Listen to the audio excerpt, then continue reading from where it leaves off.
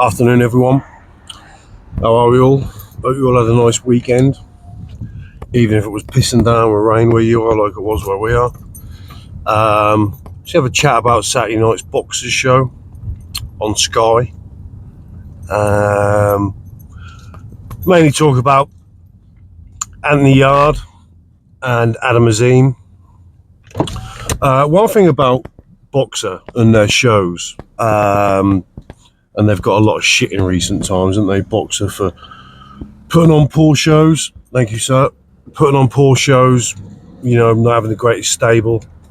One thing I will say about Boxer is I do like their commentary team of Andy Clark, George Groves, and Matt Macklin. George Groves, I think, is turning into a fantastic sort of analyst stroke colour man, commentator, call it what you want. I think that team is really good. Andy Clark's great.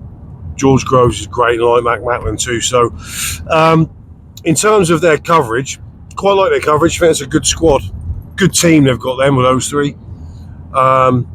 George Groves really talks, sort of comes at it obviously from the fighter's point of view, but explains things very well.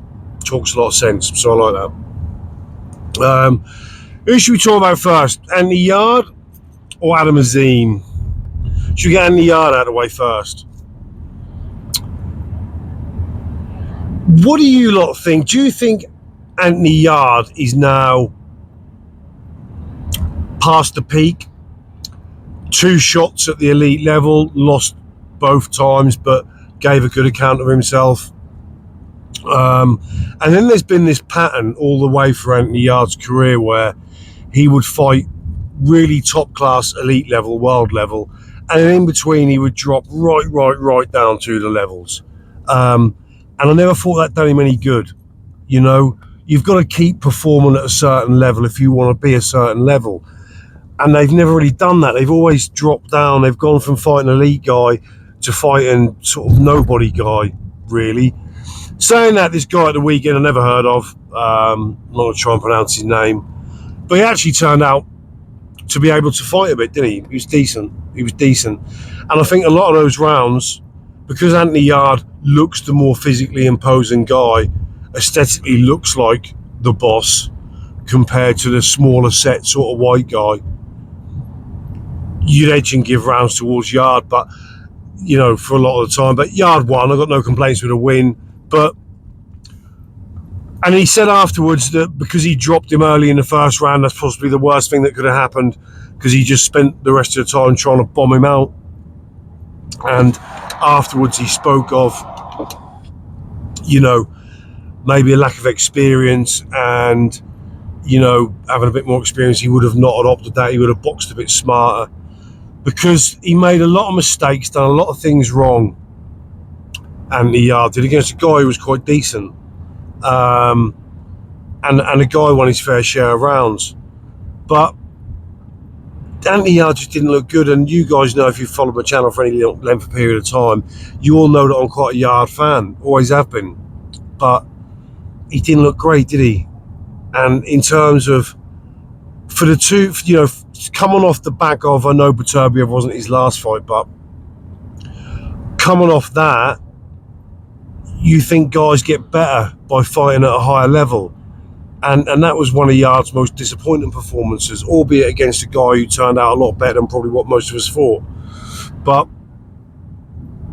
you do have to think, would a change of trainer helped Yarde in his career?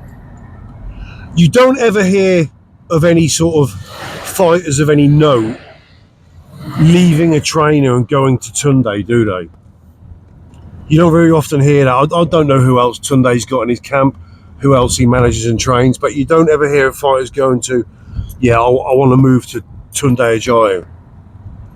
I'm not like a Tunde hater. I'm not got anything against Tunde, but would Yarde have done better? Could you imagine Yarde under a Shane McGuigan, for instance? Would he have been better? Sort of hard to argue not, isn't it? So Anthony Yarde, where does he go? Buatsi, funny enough, I'd still pick him against Buatsi. I do think there's an element of Yarde of he kind of fights to the level of the opponent sometimes, and I think you'd see a better Yarde against Buatsi, and I would possibly favour Yarde against Buatsi, but just a really under-impressive or unimpressive performance by Anthony Yarde last weekend. So yeah, in terms of like, we look at another Yarde performance and we say how much better and how much progress has Yarde made, sort of none on that performance. He's gone backwards if anything. But like I say, I do think I would pick him against Buatsi, I would pick him against Craig Richards, I would pick him against Dan Aziz, if I'm honest, even on the back of this poor performance. So yeah, let me know what you think. What do you think, Anthony Yarde? Just a sort of off night, bad night, underestimating an opponent, probably as we all underestimated that opponent, possibly. So let's move on to Adam Azim. I made videos on Adam Azim before, covered Adam Azim before. Really like Adam Azim. I rate Adam Azim. It's funny, if you look at, I think what's Adam Azim on 12 fights, Ben Whittaker on 9 fights. Adam Azim's got far more to his game, hasn't he, at this stage? And I know he's fought for a European title, and I know he got the criticism for giving up the European title and kind of swerving certain opponents. But listen, professional boxing, as important as ability and talent and attitude is, equally important is having a chart or having a course charted for you and navigating your pro career, taking fights at the right time and avoiding certain fights at the right time. Avoiding's probably not right, but you know, charting a course through your professional career and charting a correct course is massively important in professional boxing. So I don't hold what they did after winning the European title against Adam Azim or against Shane McGuigan. I think they've done the right things at the right time, and I think that's massively important. When it comes to Dalton Smith and the likes, Harlem Eubank, further down the road, you don't need those that early on in that career. There's some huge fights to be made, certainly Dalton Smith. Dalton Smith's another class operator, but you don't need that yet. You don't need that this early. I think what they're doing with Adam Azim is perfect, pacing it perfectly at the moment. I thought it was a great display by Adam Azim. I think his best win yet, albeit still doing things wrong, still carrying his lead hand low, still carrying his jab hand low, still being static at times with his head movement, still bringing the right hand back low, and still, as pointed out in commentary, not having as much variety, or not showing as much variety as what he's got, because he has got it. He's got fantastically quick hands, throws a fantastically fast jab, but sometimes, as George Groves and Matt Macklin said, you just want to slow that down a little bit sometimes. If you throw everything lightning fast and your opponent, it's too fast for your opponent to capitalise on. You throw that really fast jab or that really fast jab or jab, or you follow that with that really fast backhand. Your opponent sometimes feels, I can't box off that, it's too fast. I can't time it, it's too fast. So your opponent will just sometimes stay in a bit of a defensive shell. Rather than slowing the shots down a bit, letting your opponent box off your shots, letting your opponent think that he can counter off your shots.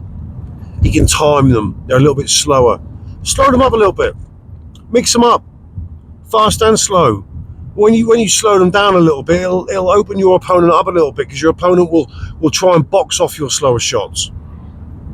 Sometimes when they're that fast, when they're that lightning fast, your opponent won't feel that he can box off them, that he can counter them successfully. So just slow them up a bit. You can certainly do that. And he did do that. And there was a part in round 7, I think it was, where he started to box sort of head on the chest of O'Hara Davis, and everything was boxed in the pocket. And he was really, really good at it. Better than he should be at 12 fights. He looked really good just head on the chest of O'Hara Davis and boxing in the pocket. He'd done it really, really well. Picked the shots really well, threw the short punches really well. So that was brilliant to see. Like I said, round 7, I think that was, he'd done it for. He dropped him with a body shot earlier on, wonderfully picked body shot, and then finished him off with a sort of a free punch combination with a hook to the jaw, sort of round the back of the guard. Wonderfully executed shot, wonderfully executed combination. He's just really good. I like everything he does. And like I said, the stuff he does wrong, he's doing wrong knowingly. He's doing it sort of, when you see him move up in class, he certainly won't be leaving his chin out. He certainly won't be as static with his head as he was against the likes of O'Hara Davis. He's making mistakes, but he knows he's making those mistakes. He's making them knowingly. They're not flaws in his game. They're almost conscious mistakes, if you like. And they're things that he won't do when he feels there's real danger and real jeopardy in front of him. So Adam Azim moves on. Like I said, big fan of what he's doing. Big fan of Shane McGuigan. One of the best trainers in the country, if not the world, Shane McGuigan. Always rated him. You wouldn't expect Shane McGuigan to be a poor trainer, would you? Coming from that lineage. But yeah, big fan of Shane McGuigan, big fan of Adam Azim. And like I said, going back to the Ben Whittaker thing, all right, there's 3 fights difference in between them, but there's certainly much more hype around Ben Whittaker. And as we saw in Ben Whittaker's last 2 fights, when you break it down and look at the substance, Adam Azim seems to me have real substance. There's talks of him not having the best chin, and we'll find out later on if that's true. But just in terms of his all-round game, Adam Azim seems to have a lot more at this stage. And yes, like I said, I know he's 3 fights more advanced than Ben Whittaker. But I also like Adam Azim as a kid. I like him as a man. I like him when you hear him speak. You get the sense that Adam Azim comes from a real good family and has had a real good upbringing, comes from real good stock. They've done a real good job with him. A real sort of fine individual. Real fine young man, Adam Azim. Big fan. So I hope Adam Azim goes on. I think he will. I like what he's doing. Superbly talented. Fantastic hands, fantastic speed, fantastic poise, fantastic balance. And like I said, there are things that he does wrong, but they're not flaws in his game for me. They're things that he knowingly does wrong, and he'll sit back and he watches the performance and says, yeah, I did that. But they were in situations where he felt that he could do that because the opponent in front of him was never kind of danger enough to exploit him in a way that was going to lead to him losing a fight. So, yeah. They were the only 2 fights I watched on the card. Didn't watch them live. I don't have Sky Sports. I don't use the stick. Don't use the sort of illegal means, if you like. So I watched the highlights and watched both fights in full this morning. And yeah, what are we saying about Anthony Yarde? Like I said before, you guys know I've been a Yarde fan for a long time. And still am a Yarde fan. But where does he go? Can he win a world title? Or is his level going to be British level? Is his level going to be the Buatsis, the Richards, the Willie Hutchinsons even? Do you see him winning a world title? I mean, that's a division. I mean, look at the 2 top guys in that division. And he's already tested himself against one of those, hasn't he? And we saw what happened. So who knows? Let me know your opinions on Anthony Yarde. Let me know where you think he goes. Does he need to fly away from Tunde? To progress, to forward his game, shall we say? And let me know your thoughts on Adam Azim. Do you rate him as highly as what I do? Because I'm a fan. Sign me up. Yeah, I'm an Azim fan. Like what he does. I like his ability. I like his game. He's got a lot of variation to his game. And like I said, round 7 where he was fighting in the pocket, head on the chest, short punches, short stuff up close. Really, really impressive. Really impressive. So yeah, hats off to Adam Azim. Let me know what you guys think. I'll see you all soon.